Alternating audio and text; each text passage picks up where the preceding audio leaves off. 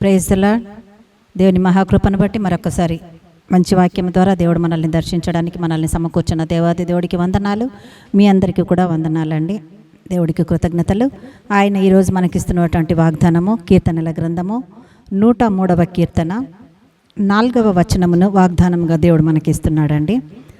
ఆ వాగ్దానము, సమాధిలో నుండి నీ ప్రాణమును విమోచించుచున్నాడు, కరుణ కటాక్షములను నీకు కిరీటముగా ఉంచుచున్నాడు. దేవాది దేవుడికి స్తోత్ర వందనాలు. ఈ వాక్యంలో ఒక ప్రత్యేకత ఉందండి, గమనించామా?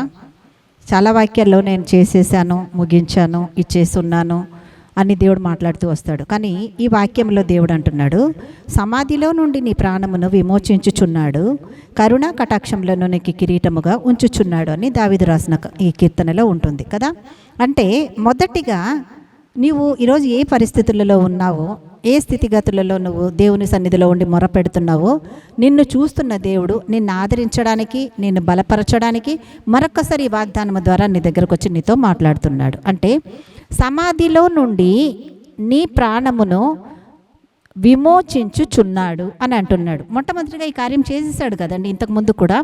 ఎప్పుడు సమాధికి వెళ్ళాల్సినటువంటి ఈ ఆత్మను, ఈ దేహాన్ని దేవుడు ఏం చేశాడు అంటే, నీ పాత జీవితంలో నువ్వు ఉన్నప్పుడు దేవాది దేవుడు నీ కొరకు ఒక ప్రణాళిక కలిగి దిగి వచ్చి నిన్ను ఎన్నుకొని ఆ పరిశుద్ధుడు నీ ముందుకొచ్చి నీ కొరకు తన ప్రాణమును సమర్పించి నిన్ను వెలగా తన రక్తమును కార్చి తన మరణము ద్వారా నిన్ను కొన్న దేవుడు నీ ప్రాణము సమాధిలోనికి చేరకుండా దేవుడు ఆ క్షణంలో రక్షించుకున్నాడు. అంటే ఎలా రక్షించుకున్నాడు? నీ పాపాలను నువ్వు ఒప్పుకోవడము ద్వారా, నీ అతిక్రమాలను దేవుని ఎదుట ఒప్పుకొనడము ద్వారా నువ్వు విమోచించబడ్డావు. ఆయనే నా నిజరక్షకుడు, నన్ను రక్షించువాడని నీ హృదయంలో నువ్వు ఒప్పుకున్న దాని ప్రకారము దేవునిలో నువ్వు విశ్వాసములో నిలవడాన్ని బట్టి దేవుడు నిన్ను విమోచించి ఉన్నాడు. అదే రక్షణలో నిలిచి ఒక్కసారి నిలబడ్డావు. ఇప్పుడు నువ్వు కంటిన్యూయేషన్లో, అంటే దేవుని సన్నిధిలో నువ్వు ఆయనను వెతుకుతూ ఆయన పాద సన్నిధిలో కనిపెడుతున్నప్పుడు దేవుడు ఏమంటున్నాడు? ఒకసారి చేసిన కార్యాన్ని నువ్వు గుర్తుపెట్టుకోవాలి కదా. ఇప్పుడు నువ్వు వచ్చి మళ్ళీ ఆ పాత స్థితిలోనే ఉండిపోయి ఎలా జరుగుతుంది ప్రభా, ఎలా విడిపించబడతానయ్యా, ఎలా రక్షించబడతానయ్యా, ఎలా ఈ కష్టం నుంచి నేను గట్టెక్కుతాను ప్రభా, ఎలా ఈ శోధన నుంచి విడిపించబడతాను నా తండ్రి, నాకు ఎవరు సహాయం చేసేవాళ్ళు అని తిరిగి తిరిగి తిరిగి తిరిగి నువ్వు ఆలోచిస్తున్నావేమో. అందుకే దేవుడు మరొకసారి వాక్యము ద్వారా నీతో మాట్లాడుతున్నాడు. ఏమని మాట్లాడుతున్నాడు? సమాధిలో నుండి ఆయన నీ ప్రాణమును విమోచించుచున్నాడు. అంటే నువ్వు దేవుని దగ్గరికి వెళ్ళేంత వరకు, లేక ఆయన రాకడలో నువ్వు ఆయన ఎదుర్కొనే వరకు కూడా మీ ఇద్దరికి ఉన్న సంబంధం, అంటే నీ తండ్రికి నీకు ఉన్న సంబంధం ప్రతిరోజు నీ జీవితంలో దేవుడు కొనసాగిస్తున్నాడు. నువ్వు ఏ స్థితిలోనైనా ఉండు, ఏ పరిస్థితుల్లోనైనా ఎదుర్కొంటుండు, ఎటువంటి స్థితిలోనైనా ఉండి దేవుని దగ్గర కనిపెడుతుంటే దేవుడు అంటున్నాడు, సమాధిలో నుండి నీ ప్రాణమును విమోచిస్తున్నా. ఒక్కొక్క దినము కూడా నీవు సమాధిలోనికి వెళ్లకుండా నీ ప్రాణాన్ని నేను విమోచించుకుంటూ నడిపిస్తున్నా. అంటే బలమిస్తున్నా, నీకు ఆదరణని ఇస్తున్నా, భయాన్ని తీసివేస్తున్నా, నిన్ను నా యందు స్థిరపరుస్తున్నా, ధైర్యపరుస్తున్నా, అనేక వాక్యముల ద్వారా నిన్ను నేను బలపరచి నడిపిస్తున్నా. కాబట్టి నువ్వేం గ్రహించాలి?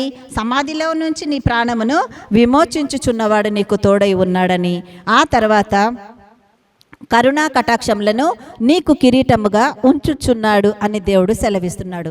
నువ్వున్న పాప స్థితిలో, అపవాది చేతులలో ఒక పాపిలాగా జీవించిన ఆ పరిస్థితులలో ఉన్న నిన్ను నన్ను దేవుడు ప్రేమించి తన రక్తము ద్వారా కడిగి ఆయన తీసుకొని వచ్చి నీ పాత స్థితిలో నువ్వు ఇంకొకరికి బానిసగా కాకుండా ఇప్పుడున్న ఈ స్థితిలో నేను నా రక్తముతో నిన్ను కడిగిన తర్వాత నా వారసుడిగా, నా నిజమైన కుమారుడుగా, కుమార్తెగా నిన్ను నేను ఆశీర్వదిస్తా. అంటే ఒకప్పటి స్థితి దేవుణ్ణి నమ్ముకున్న తర్వాత ఇంకొక స్థితిగా దేవునిలో మార్చబడిందండి. ఆ స్థితి ఏమై ఉంది? ఆయన నీకు దేవుడు ఏం చేస్తున్నాడంట? కరుణా కటాక్షములను నీకు కిరీటముగా ఉంచుతున్నాడంట. అంటే దేవుడు నిన్ను పాపపు స్థితిలో, సమాధిలో నుంచి నిన్ను విమోచించిన దేవుడు కరుణా కటాక్షములను నీకు కిరీటముగా ఉంచుతున్నాను అని దేవుడు మాట్లాడుతున్నాడు. కాబట్టి నువ్వు ఈరోజు ఈ వాక్యము ద్వారా బలపడాలి. నువ్వు ఈ వాక్యము ద్వారా ధైర్యం తెచ్చుకోవాలి. దేవా, ఎప్పుడో పాపములో ఉన్న నా ఈ దేహాన్ని, నా ఆత్మను నీవు నీ పరిశుద్ధ రక్తముతో, నీ మరణముతో కడిగి నన్ను శుద్ధీకరించి సమాధికి వెళ్లాల్సిన ఈ దేహాన్ని, ఆత్మను నీవు విమోచించావు ప్రభా, నీకు వందనాలు చాలయ్యా, ఇంకా విమోచిస్తూనే ఉన్నావయ్యా ఒక్కొక్క దినము కూడా.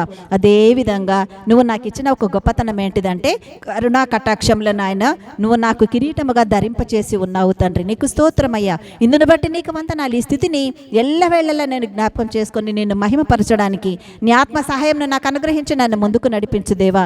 నేను సోలిపోయిన స్థితిలో ఉన్నప్పుడు నన్ను బలపరిచి వాక్యము ద్వారాని దేవుని సహాయము కోరి నువ్వు ముందుకు వెళ్ళగలిగితే ఇటు కృప ఈ వాక్యము ద్వారా దేవుడు నీకు అనుగ్రహించడానికి సిద్ధముగా ఉన్నాడు. దేవుడి వాక్యమును నీ జీవితంలో ఫలింపచేసి ఆశీర్వదించును గాక. ఆమేన్, ఆమేన్, ఆమేన్. హల్లెలూయా.